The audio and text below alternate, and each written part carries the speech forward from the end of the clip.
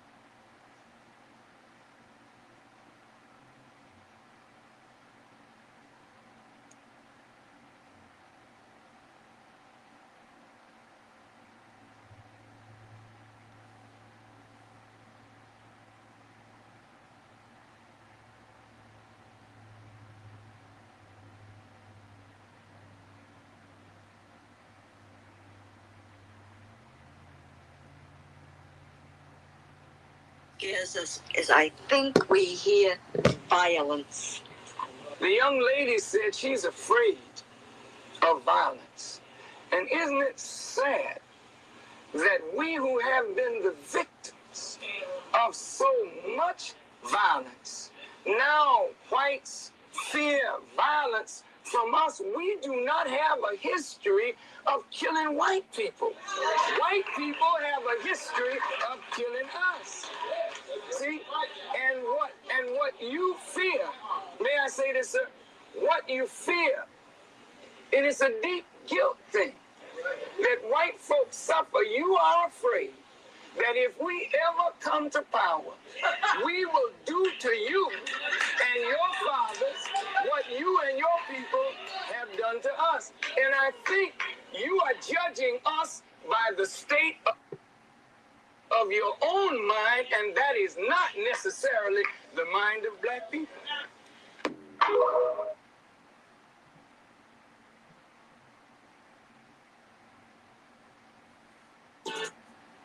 I voted for him. At 5 o'clock in the morning, I was out there with my wife voting for our brother. I, like you, am very proud that a black man sits in the White House.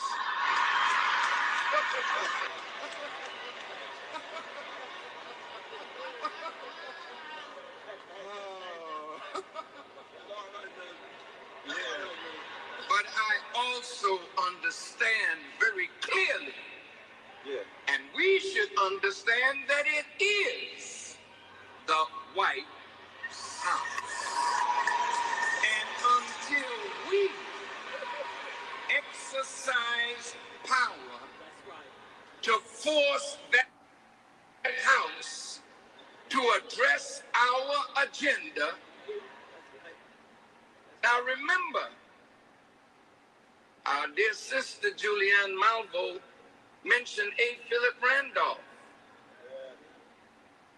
Man, that was long time ago.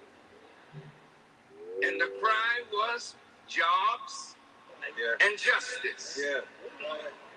And the March on Washington in 1963, the cry was jobs and justice.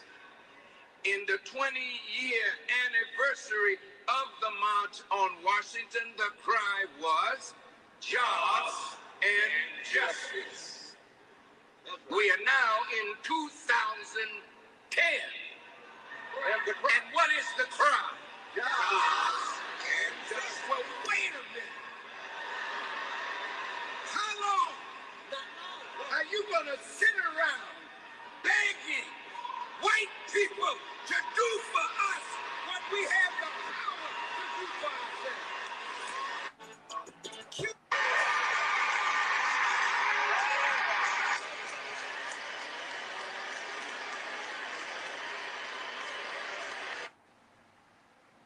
Now it is 2025 and we are still there.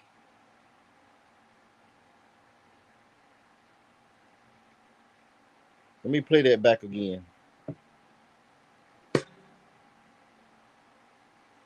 I voted for him. At 5 o'clock in the morning, I was out there with my wife voting for our brother. I, like you, am very proud that a black man sits in the White House.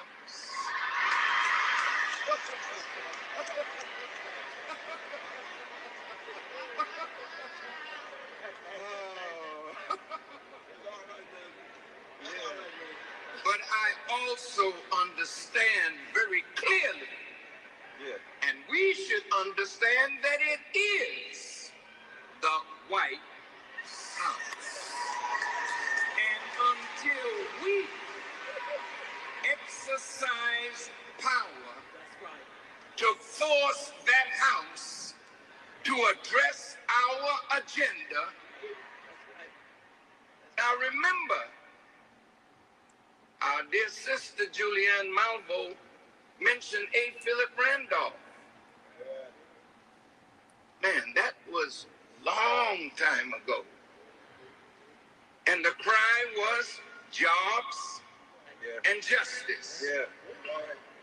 And the March on Washington in 1963, the cry was jobs and justice.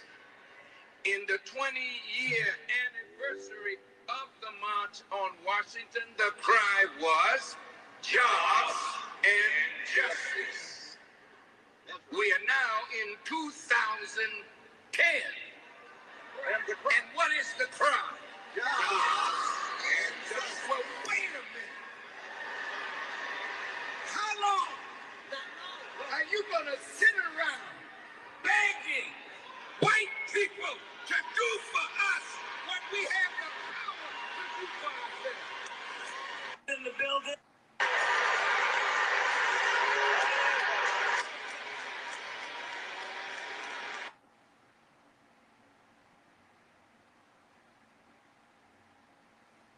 The economy is 70% consumer spending. 70%. 70% of Americans are living from paycheck to paycheck, by the way. Everybody. But it's the economy is consumer spending, not wealthy people, not the government, you and me. If we're 40% now heading to 50%, and you have more people under 18 than over 65, and you have the largest group of Americans who are baby boomers today who are 65 years old, which means wealthy, rich, white, trying to go play golf all at the same time. So they're leaving the stage, Jerome, in 10 years, all together. Are you with me so far? That's $150 trillion of wealth, $50 trillion created in the last 25 years. You're going to have $100 trillion wealth transfer in the next 10 to 20 years. $15 trillion of that is business assets. The people who own these assets, they're going to give the inheritance, the cars, the houses, the stocks, the bonds, the cash to their husbands, their wives, their children. The family don't want the businesses. They're like, we good. That's too much work. These are successful businesses with brands. They have assets. cash flows, customer lists, Thomas, so I'm talking about you, they're perfectly fine. Nobody wants them. $15 trillion worth of that, and all you can do is go buy it. And let me tell you what, it is easier. If you didn't listen to anything I had to say, listen to this. It is easier to go to Wall Street and to get Wall Street to finance a $10 million acquisition of a profitable business with a cash flow, a customer list, and assets and real estate already there. It is easier to get that done than to start a pizzeria with a $50,000 GoFundMe campaign or a mortgage that you got to personally guarantee. It's called non-recourse debt. Private equity will finance that on its cash flow and assets alone. You're just a placeholder. The owner is a placeholder. Am I losing you? That's $1 trillion. I hear people. A potential asset transfer for us in the next 10 years. The color's not black or white. It's not red or blue. The economy is 70% consumer spending. 70%. 70% of Americans are living from paycheck to paycheck, by the way. Everybody. But it's the economy is consumer spending, not wealthy people, not the government, you and me. If we're 40% now, heading to 50%. And you have more people under 18 than over 65. And you have the largest group of Americans who are baby boomers today who are 65 years old, which means wealthy, rich, white, trying to go play golf all at the same time. So they're leaving the stage, Jerome, in 10 years, all together. You with me so far? That's $150 trillion of wealth, $50 trillion created in the last 25 years. You can have $100 trillion wealth transfer in the next 10 to 20 years. $15 trillion of that is business assets. The people who own these assets, they're going to give the inheritance, the cars, the houses, the stocks, the bonds, the cash to their husbands, their wives, their children. The family don't want the businesses. They're like, we good. That's too much work. These are successful businesses with brands. They have assets, cash flows, customer lists. Thomas, so I'm talking about you. They're perfectly fine. Nobody wants them. $15 trillion worth of that, and all you can do is go buy it. And let me tell you what, it is easier. If you didn't listen to anything I had to say, listen to this. It is easier to go to Wall Street and to get Wall Street to finance a $10 million acquisition of a profitable business with a cash flow, a customer list, and assets and real estate already there. It is easier to get that done than to start a pizzeria with a $50,000 GoFundMe campaign or a mortgage that you got to personally guarantee. It's called non-recourse debt. Private equity will finance that on its cash flow and assets alone. You're just a placeholder. The owner is a placeholder. Am I losing you? That's $1 trillion of potential asset transfer for us in the next 10 years. The color's not black or white. It's not red or blue. The economy is 70%.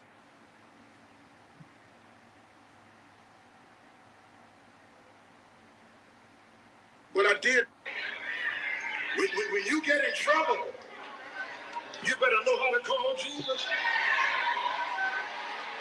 When your back is up against the wall, come on, talk back to me here. When the lawyer said, I can't take your case, when the doctor said, I've done all I can do, you better know how to call on the name Jesus. When your children break your heart, and you've done all you can to teach them what's right, you better know how to call on the name Jesus. When you get old and can't hardly see no more, and somebody got to bring you everywhere you want to go, you better learn how to say Jesus. There's power in the gospel.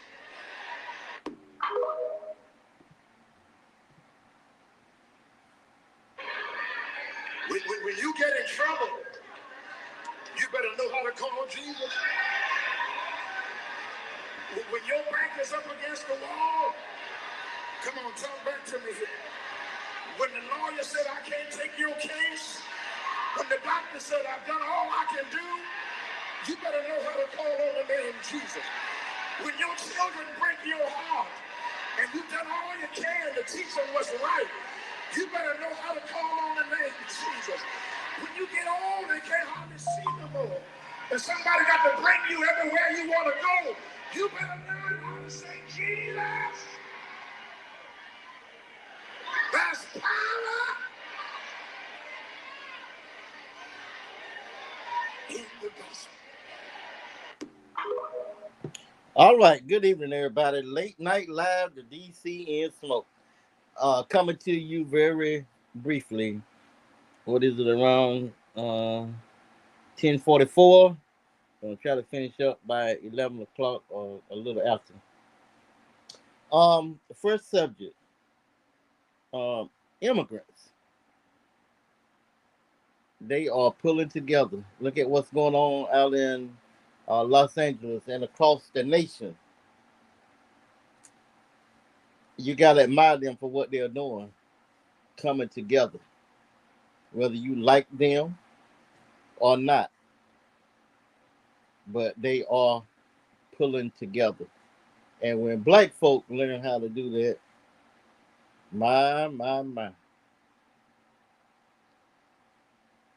what a time, what a time. You heard some messages that I just played, especially the one with Farrakhan talking about back in 2010, the fight with jobs and justice. And here we go in 2025. In 2025, the fight is still jobs and justice. Like he said, we keep waiting on other folk to do for us what we can do for ourselves. But the problem with that is we got so many sick Negroes out here that play both sides, and once they get a few crumbs, they feel like they're on top of the world. So that's where we stay. The next topic, Rocky Mount City Council. Um, they're talking about raising taxes. Well, that comes from the former city manager, Keith Rogers, who came to town. And I want to give you some history behind it. Came to town and was hired after Rochelle Small Tony left. You had T.J. Walker and Javaris Walker, Jake Kelly, uh, uh, Tom Harris, and not Tom Harris, somebody, and Lige Daltrich. Might have been the one before Tom Harris. But anyway, um, um, those guys had the numbers. When you know how the process works when it comes to politics, the better off you will be. So, but the vote ended up being unanimous, which I would not have done.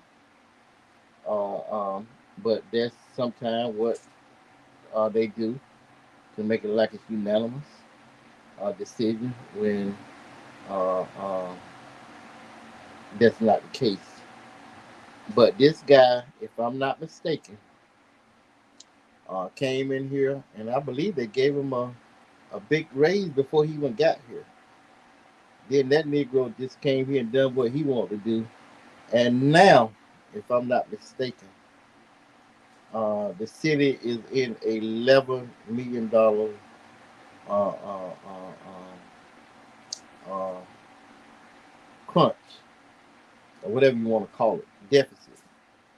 So now they got to figure out a way to um, make up for it. So they're doing the budget now. They had a hearing on Monday, 2 days ago. Um, so we're gonna see how that turn out when they get ready to vote on the budget. Um, Interesting.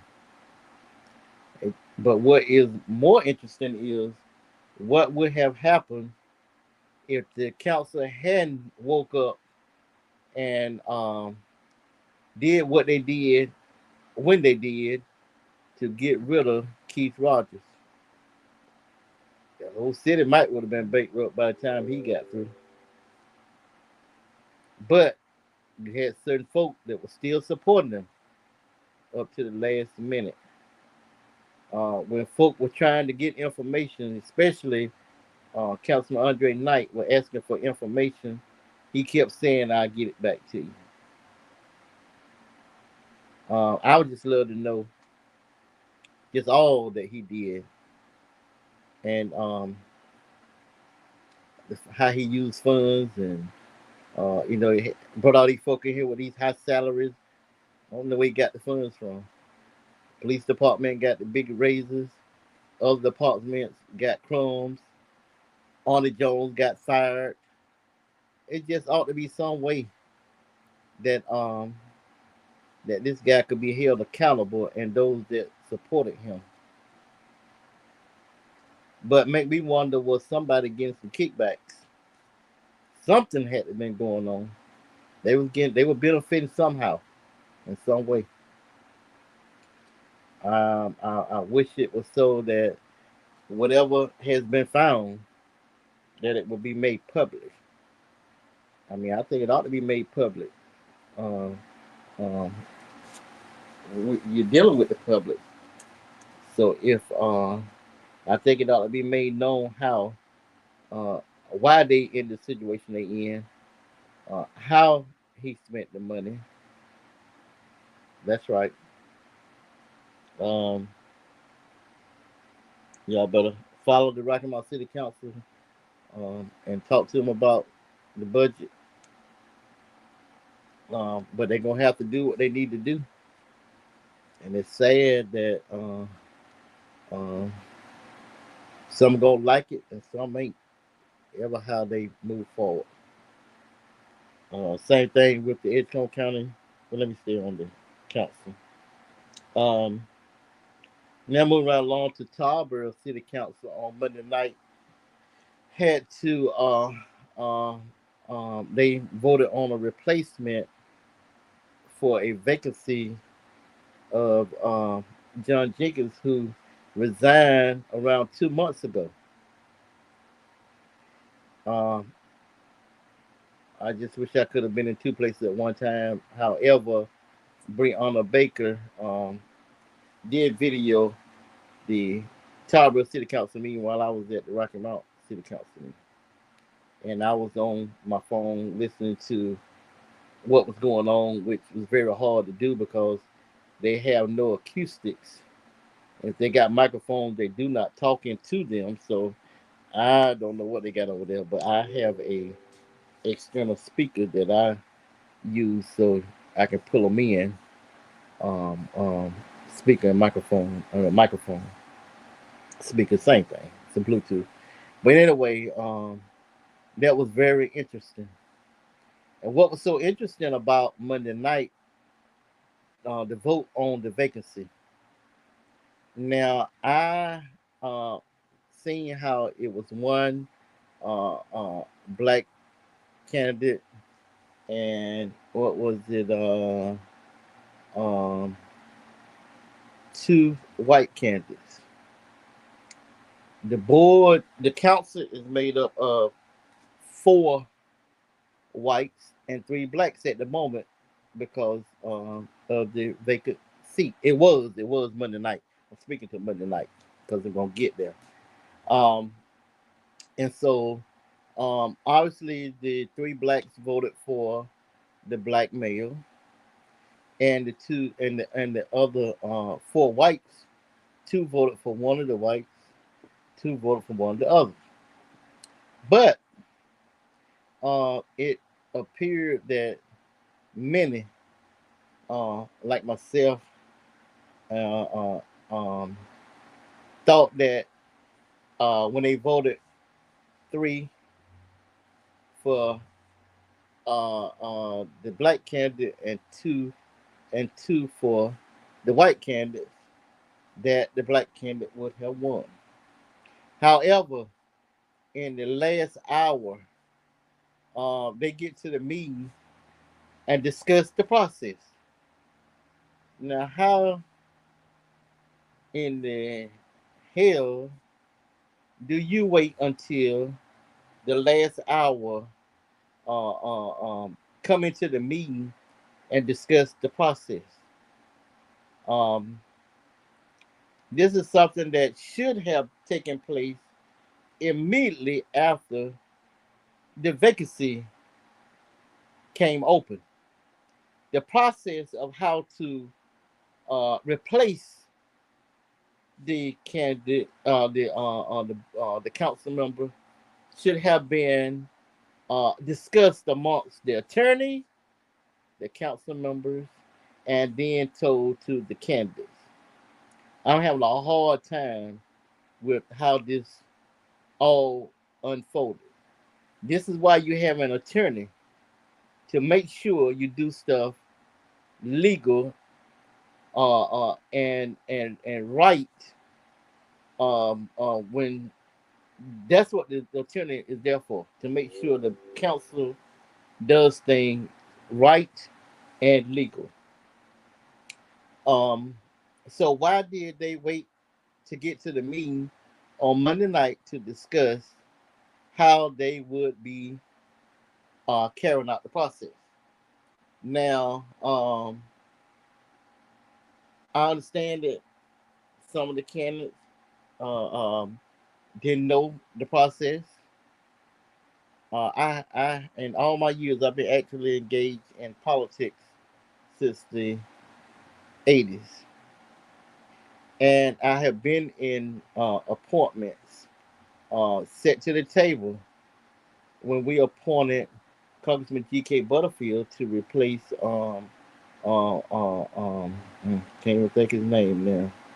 See his face for Congress. Hmm, like to have his name, but it doesn't matter. I sat to the table, and the rules were laid out how the appointment would go, how we would vote. I had a vote. Um, I've been to appointments when I couldn't vote, but I was there because, say, for instance, when um, uh, County Commissioner Viola Harris was appointed to serve the unexpired term of Florence Armstrong, um, I was there. The precincts in that could vote for her was the only ones that could vote. The precinct chair and vice chair of the precincts that could vote for her. That's who did the appointment. Um, and then it had to be turned over to um, the county commissioners at large. But anyway, that's how the process works. Um, I, um, I'm big on processes. When people come to me with complaints, when I was the legal redress chair for the NAACP, um, um, when folk came to me with complaints, first thing I asked for was if it was on the job, it was the policies and procedures in the manufacturing, and if it was in the school system, or if it was a convenience store. The first thing I asked for was the policy and procedures. I tell folk all the time, you can get emotional all you want, but you got to find out if whoever you are challenging, you got to prove that they didn't follow their policies and procedures. But when you lay the policy and procedures out, say for instance on Monday night with um, the Tarboro City Council, it would not been any question, and everybody would have been would have been able to accept it. And then I even wonder if some candidates would not even put their name in the pot if they knew it was gonna the process was gonna be as it was is, ever how you want to put it. In the statute, it says uh, to the effect of a majority vote. Uh, that could be interpreted one way or the other. Um, you would think one would think that it was the majority vote of the person of the candidate seeking the appointment, and it is said that it actually meant that it was the majority vote of the council members. So therefore, with the black guy getting 3 votes, and the other 2 white guys getting 2 votes each, that was not the majority of the council vote. Um, that means that it would have to be. I told you earlier it was 4 whites and 3 blacks, so it would have to been 4 total votes for a candidate to win, and that's what happened. But before that happened, um, they were getting ready to do a tie, have another round of votes for um, the two white guys that tied. So actually, if you would think that they had to go another round, that everybody would have been in the number, and somebody would have to had changed their vote. But that did not happen. They chose to do it. See, that's what's in question to me. Where is that written that um, they had to do it the way they did? Um, Most of the time that I have seen, when it came down to nobody got the majority, or even it didn't have to be a tie. It could have been um, one of the whites could have got 3 votes, and one could have got 1 vote, and then it would have been a tie between those two. But nobody got the majority of the vote, so therefore, um, um, I'm trying to think if the mayor could have broke the tie. But if not, again, that's how it should have been done. But I understand that Ultra would might have made some kind of motion about going 3 rounds. So it would have gone 3 rounds. Um, but was it the correct way to go 3 rounds with just keeping the 2 white guys' name in the pot, and then they had to vote again to break that tie, and then vote again on against the black guy. Well, one of the white guys decided to back out, so therefore the next round of votes, which made the second round, uh, um, um, the white guy got the 4 votes, which was needed to be the majority. So that's how that ended. However, again, I'm saying black, white, because that is a fact, and I'm just doing it like that because that it is what it is. But it is not totally about black, white first. It's about the process. The process will take care of the black, white as long as the process was done right. Uh, uh, um, that's not in question right now for me. The process is. Therefore, that means either could have just won straight out, black or white. So don't get it twisted. And just because you all have a problem with talking black, white, I don't, because it is fact. One candidate was black, other 2 was white. It is what it is. Um, um, we can get into the racial aspect of it on down the road. But right now, I had a problem with the process, and there's no way that the attorney should have allowed this to happen. It's no way. The process should have been laid out immediately after the seat came vacant the night of a council meeting, and um, it should have been discussed, and then it should have been made known to those seeking the place, the vacancy. Anybody ought to be concerned about the process. That's right. So there you have it.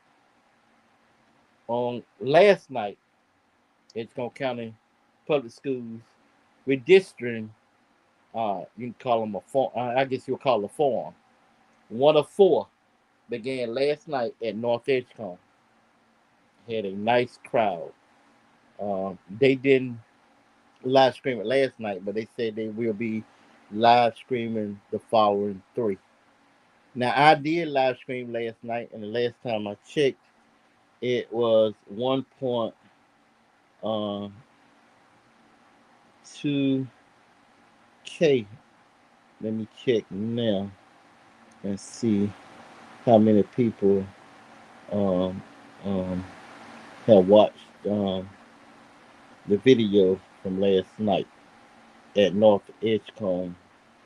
Uh, Get me about 10 to 12 speakers. Okay, at the moment, 1.3K have viewed the video of my live stream. And like I said last night, when I spoke, I think it was at 244. Um, my I said 244, but I think it might have been a little more because my internet was acting crazy down at the North Edgecombe, and I'm thinking that's probably why they didn't live stream it last night because the media center, I had to use my hotspot. I couldn't use the school, and which I very seldom do anyway. I normally use my hotspot, but it um it was very weak in there, so I couldn't really monitor it. I got through the live streaming of the meeting, but I couldn't go to my phone and watch it and do things as I normally could. But I did get through it. For some reason, at North Edgecombe, I can't do it.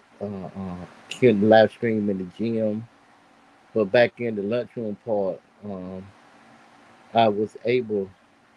I've had any problem with live streaming in that area, but we was not in there last night. We was in the media center. Um, Someone, Phil Holland, came for me today, asking me on social media on the Tarboro What's Happening page. Thought I lived in Pine Top, and why was I involved in Tarboro business and being nosy and a troublemaker as I always am? Where I responded, um, if questioning the process makes me a troublemaker, I'm a damn good troublemaker. I love to get into good trouble. That was good trouble. If he considered questioning the process. Um, um, and then I told him I was a grown man. I do not live in the city limits of Tarboro, but I do have a Tarboro address. I am a precinct chair. I am a life paid fully member of the NAACP and other. Um, I am, like I said, a precinct chair that covers Edgecombe County.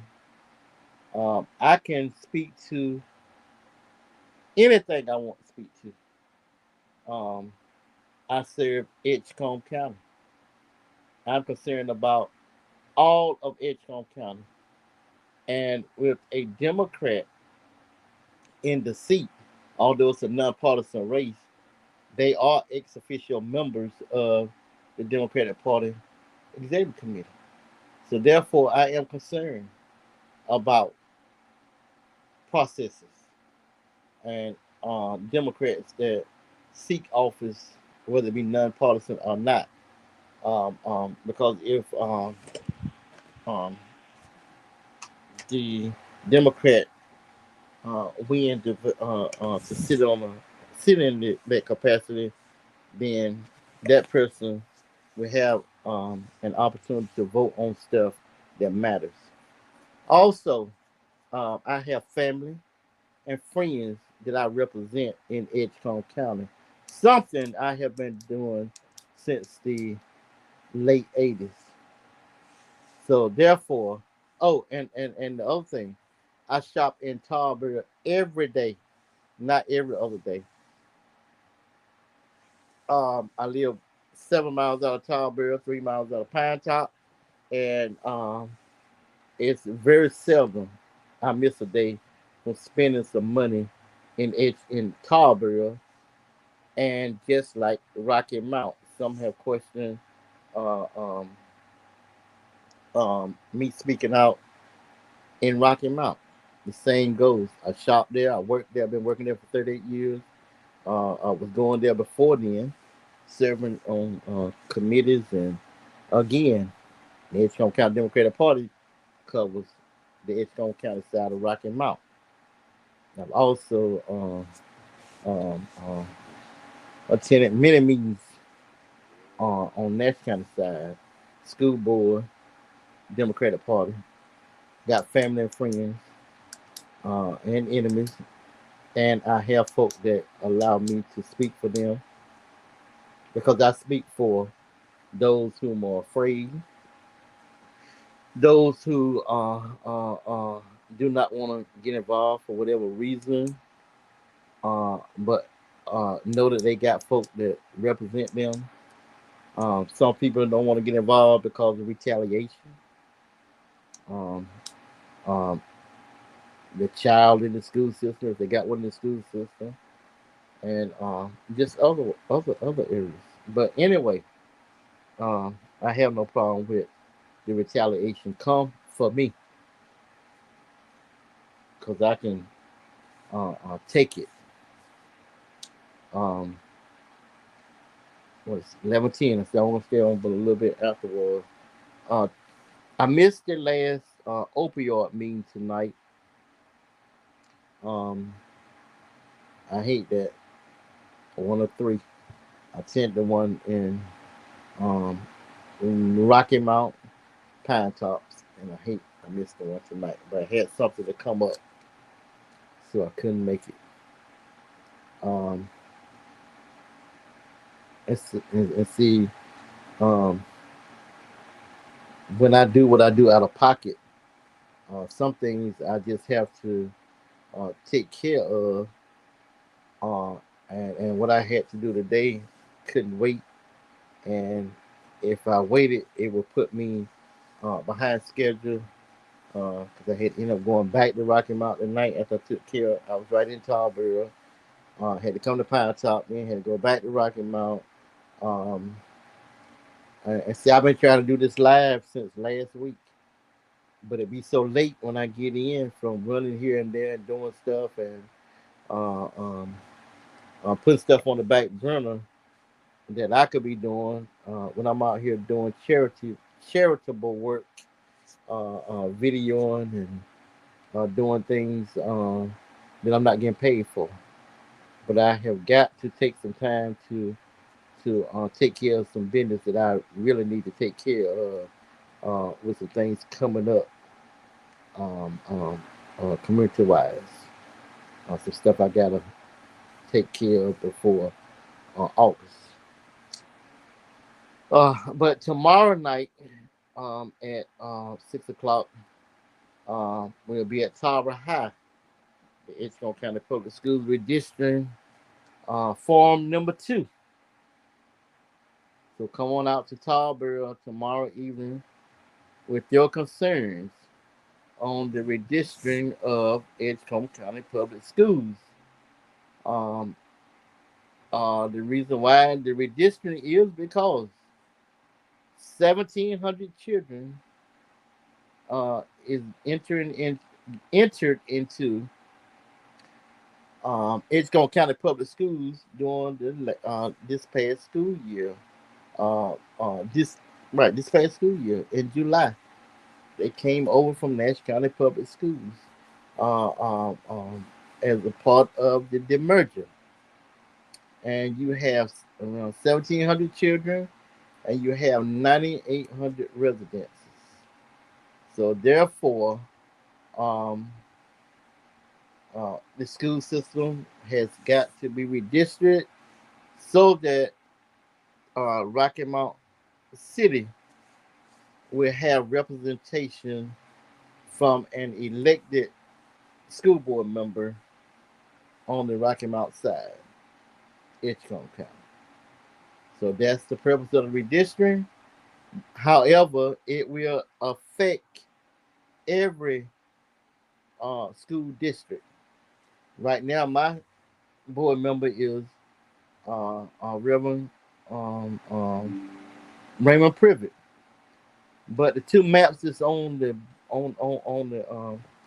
that's out there is that the school system has put before the people that they would choose from is map C, which is the map that our redistricting committee has been meeting for the last year on the school building, just the transition, and now we have been working on the redistricting, and we have come to the conclusion that map C is the map.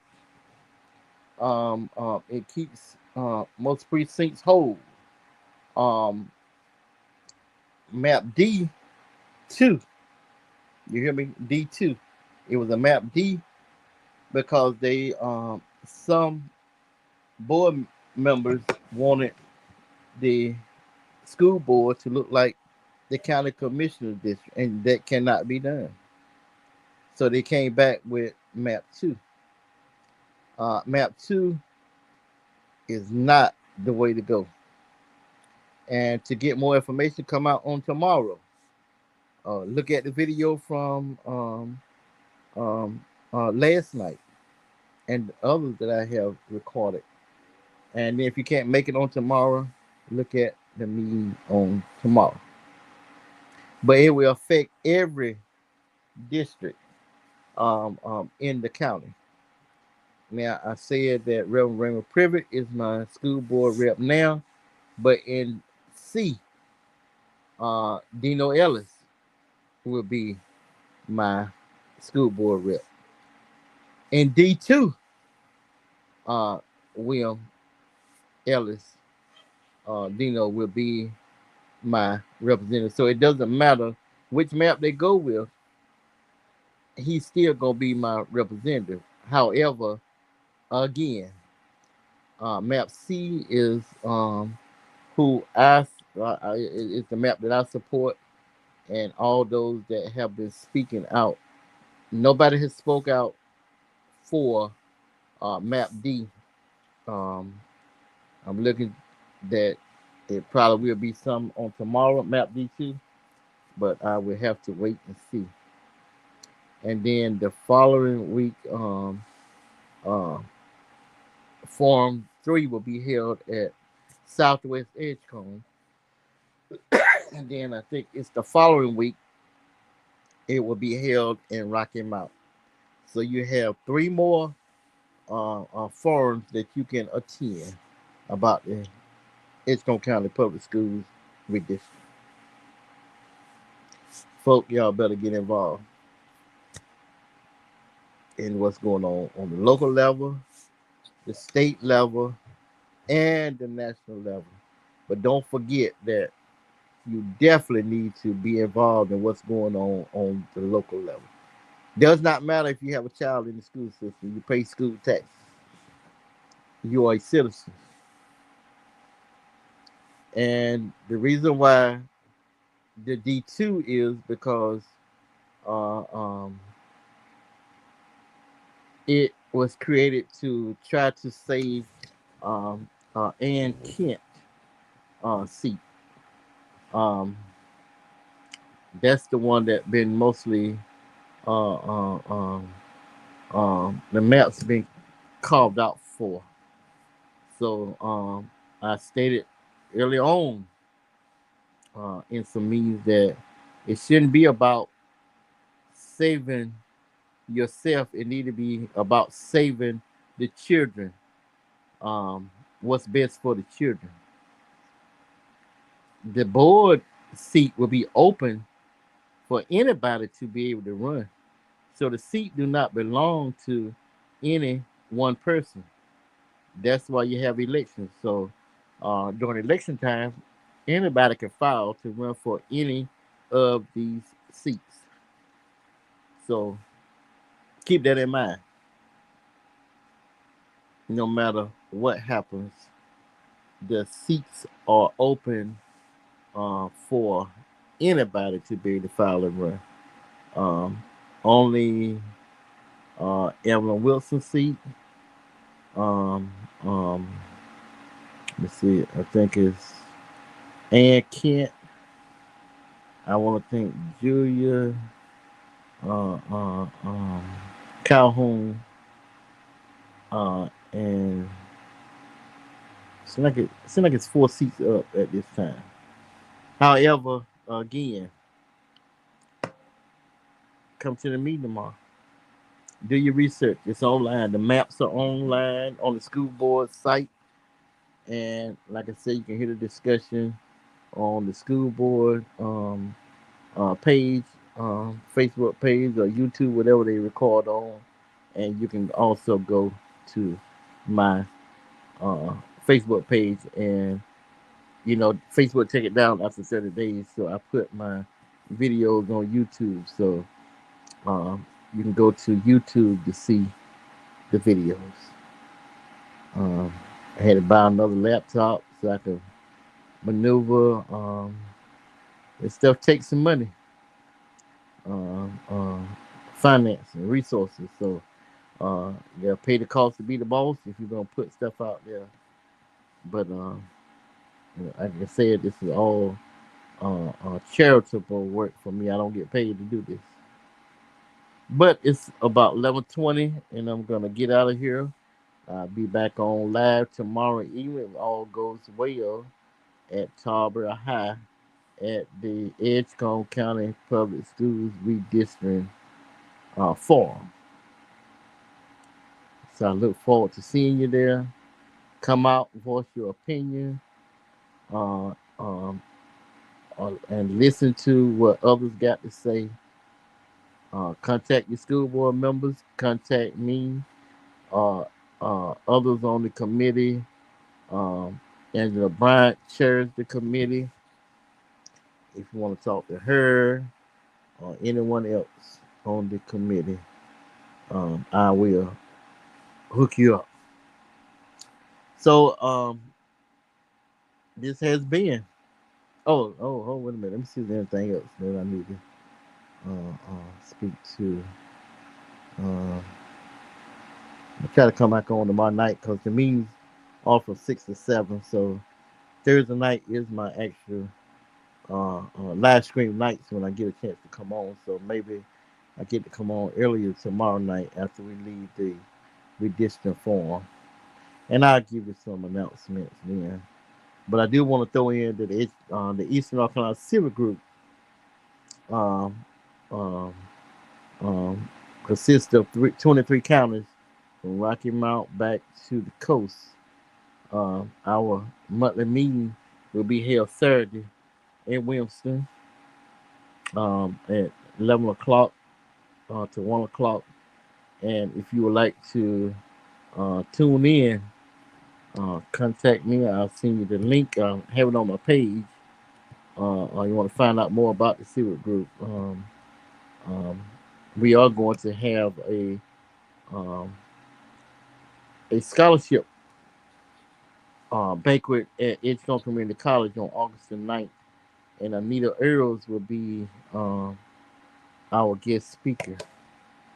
Um, but anyway, I'll be back on tomorrow night. All is well. This has been Late Night Live, the DCN smoke, and it ain't no joke.